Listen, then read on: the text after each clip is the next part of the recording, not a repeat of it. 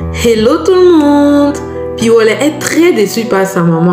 Depuis son accident, lui, il s'est dévoué corps et âme pour elle. Mais qu'est-ce qu'elle fait là? Pourquoi? Suivez mon regard. Bonjour à tous et à toutes et bienvenue dans mes chroniques de motivation.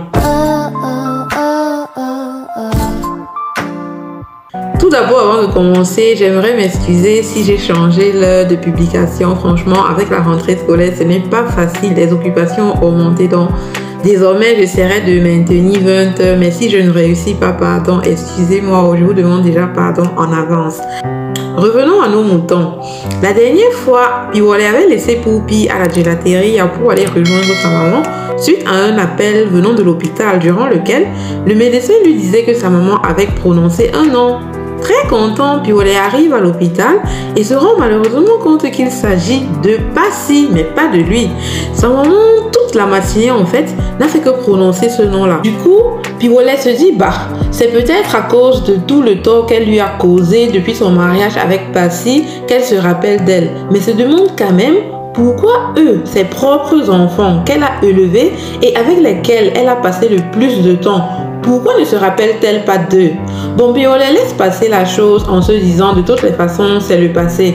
Le lendemain, par contre, sa maman fait pareil. Et il wanda lui-même et ça le met encore plus en colère. Lui qui s'est dévoué corps et âme pour elle depuis tout ce temps-là. Il prend son téléphone et appelle Passy alors pour lui relater les faits.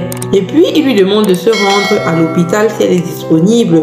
Peut-être que sa maman, en la voyant, va se rappeler d'autres choses. Et cela pourrait l'aider à avancer dans son processus de récupération de sa mémoire. Donc, quand il le fait pour le bien de sa maman. Il pense à elle, même si sur le coup, on va dire qu'il est vraiment déçu, quoi. La réaction de Passy, non, elle a eu chaud là-bas.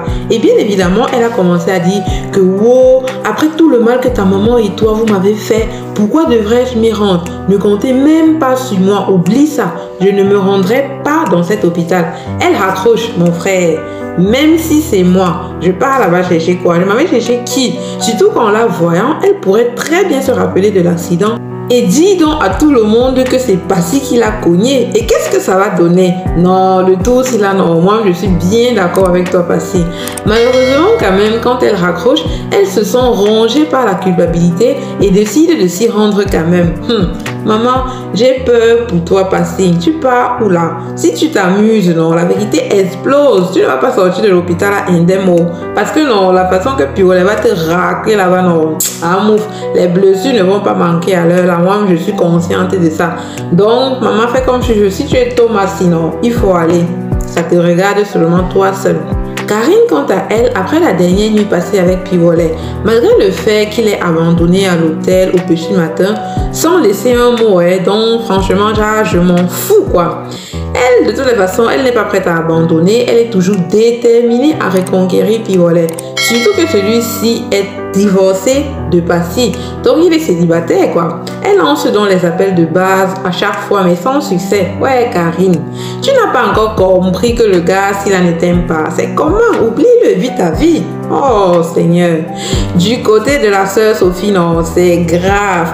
N'est-ce pas? Elle a parlé avec Bill jusqu'à celui-ci l'a convaincu de ne pas dire la vérité à Sophie.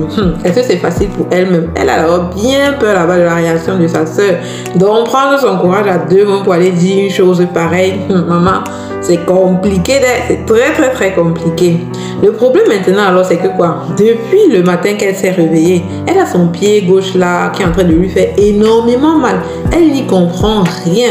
Elle essaye de se rappeler si elle n'a pas fait un faux mouvement en marchant ou autre chose qui pourrait lui avoir causé cette douleur, mais rien.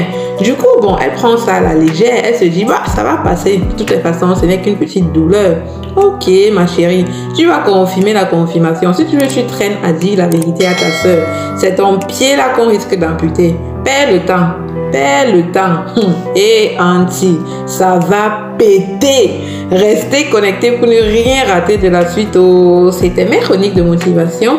Merci de m'avoir suivi jusqu'à la fin et à très bientôt pour une nouvelle chronique de motivation. Ciao, ciao!